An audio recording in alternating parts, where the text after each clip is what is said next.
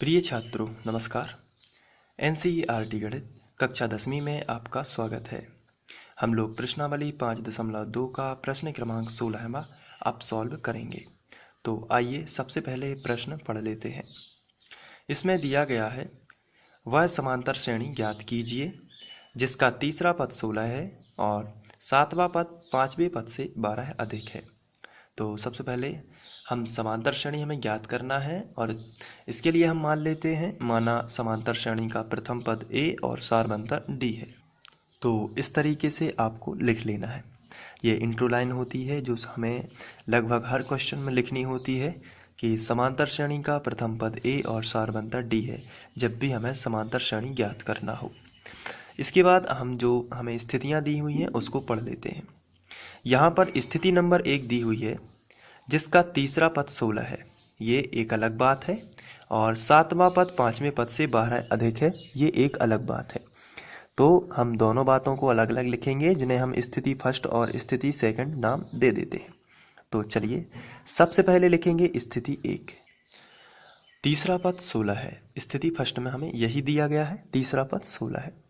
तो चलिए हम लिख लेते हैं तीसरा पद, और ये दिया गया है 16 है। अब यहाँ पर तीसरा पद जो है उसका फॉर्मूला आप लोगों को पता है। क्या आप बता सकते हैं तीसरा पद का फॉर्मूला क्या होता है? चलिए मैं बता देता हूँ।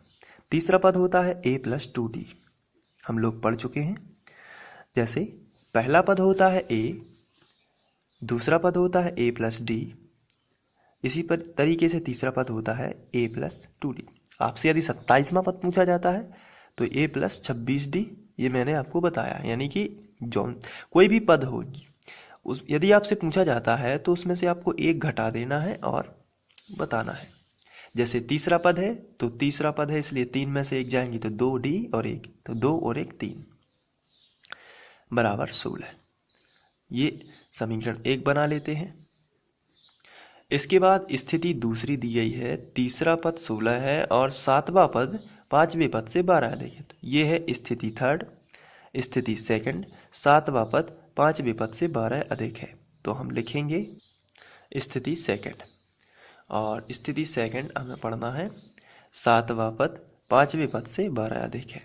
तो बिल्कुल वैसा ही आपको यहाँ पर लिख देना है, सातवां पद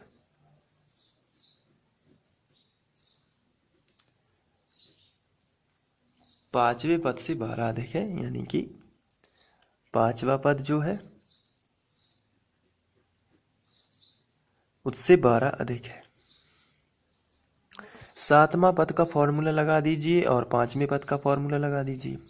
सातवां पद होता है a + 6d, पांचवा पद होता है a + 4d + 12।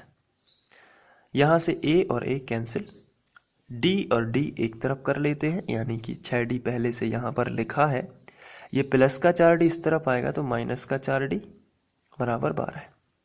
तो 6 में से 4 चले जाएंगे तो आपको मिलेगा 2d बराबर 12 है। 2 गुणा में है और गुणा वाली संख्या बटे में आएगी, तो d बराबर आपको मिलेगा 12/2, यानी कि ये कैंसिल होंगी तो d बराबर 2 × 12 यानी कि 6। d का मान यदि आप समीकरण 1 में रख देते हैं तो आपको a का मान मिल जाएगा। तो चलिए हम रख देते हैं d का मान समीकरण 1 में रखने पर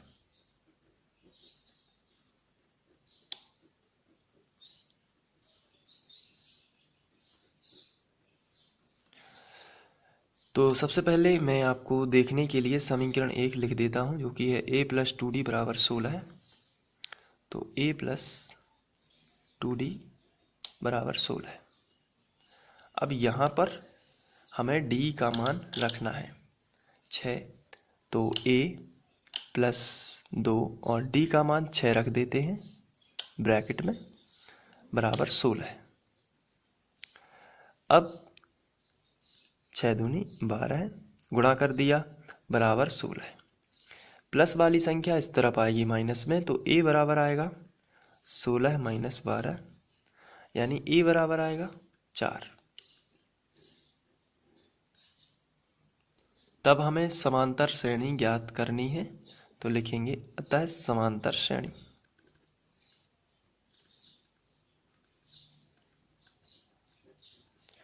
और समांतर श्रेणी जो होती है वो इस तरीके की होती है, प्रथम पद, द्वितीय पद, तृतीय पद और इसके बाद आगे।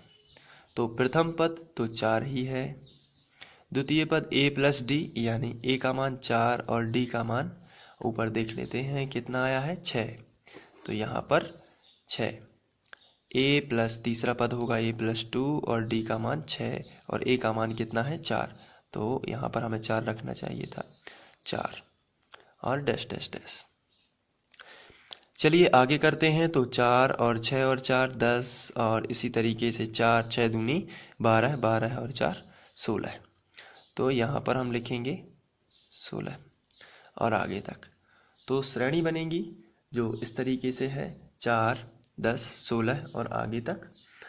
तो ये तो था हमारा ये सवाल जो कि आपको नोट करना है, तो मैं यहाँ पर आपको स्क्रीनशॉट्स दे देता हूँ। तो चलिए आप नोट कर लीजिए। ये है क्वेश्चन और फिर इसके बाद से सॉल्व,